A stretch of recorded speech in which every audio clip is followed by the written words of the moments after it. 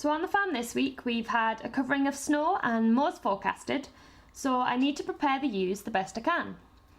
Minerals play a vital role in everything really, and a balance of minerals is the key to good interactions and availability, as too much or too little of one mineral can have a positive or negative effect on another. So ideally, I think, if you get your land's minerals right, then the rest will follow. So a good balance, and then the sheep will be balanced because what they are eating is balanced. But the mineral issue is very complex and a real science, so it's far easier to feed mineral buckets. So there are loads of these on the market and you can get them made to suit you. So if you're lacking certain minerals, you can have higher rates of these minerals into your bucket. Trace elements are also very important. So why bother feeding minerals?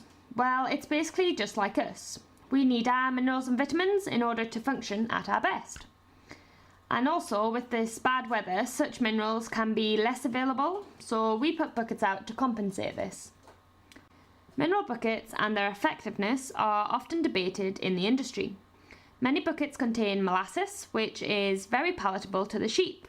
So in my opinion, they're a bit like sweeties. So they devour the buckets in no time at all.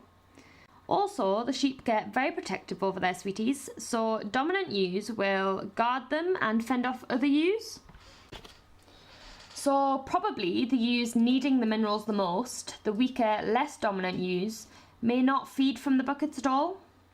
So another issue with mineral buckets is that there's no guarantee that every single one of your sheep is getting the minerals available in those buckets, which is what you want ideally. So you can dose sheep with minerals or bolus them.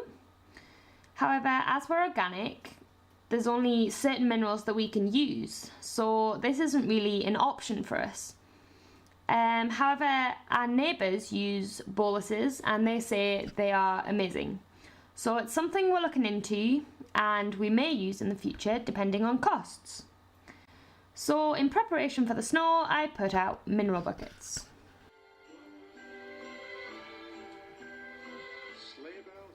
So next is the silage, or hay. So in the tractor we go, and round bales go out to the ewes. Hay lasts longer if the sheep don't eat it, whereas silage tends to go bad if left. But since the snow is forecast, we predict that the ewes will eat the silage, so out it goes. They love it.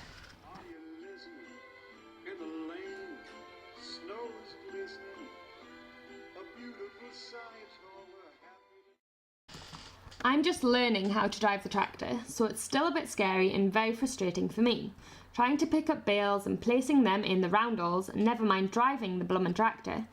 But I'm getting there, so be patient at my slow driving, all you tractor boys. So on the big moor, where the commercial flock are, most of the ewes are at the roundels. Roundels are the metal circles holding the silage or the hay, which stops the ewes trampling it, or it's meant to.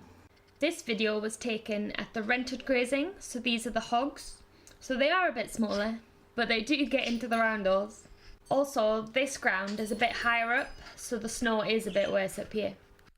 Silage or hay is put out to provide more food and energy because the grass is covered by the snow, so less is available, meaning the sheep have to forage for food and use energy. The sheep can and do scrape away the snow and eat the grass. Issues arise more when the snow gets too deep or frozen. So most ewes have found the roundels, but since more snow is forecast, I'm going to push the rest of the ewes on the other side of the moor to the roundels, just in case they don't know it's there. So the sheep that are on the far side of the moor may be young stock that haven't spent a winter on this moor before, so don't really know the ropes. So just for peace of mind, Juno, Foos and I are going to push them over. So here you can see that the sheep are against the fence line, so Juno's just trying to push them across. There is a ditch at the bottom, so she's going to have to push a bit harder to get them over. The ewes are wintered on this rough ground because the in-by green flat fields need to be rested to allow lush green grass, hopefully, to be available at lambing time. Also, this rough land provides a lot of shelter if bad weather does come. So the ewes have woods to shelter behind and rushes. Here you can see patches of green where sheep have laid overnight sheltered in the rushes. So that's the 3 main jobs I do in preparation for the snow. 1 being mineral buckets, 2 being silage or hay, 3 making sure the sheep can get shelter. So walls, hedges, woods, long or rough grass, etc. So if bad weather does come, the sheep will cope and survive. So the day after we did all that preparation, the snow did arrive. So it's a good job it was done.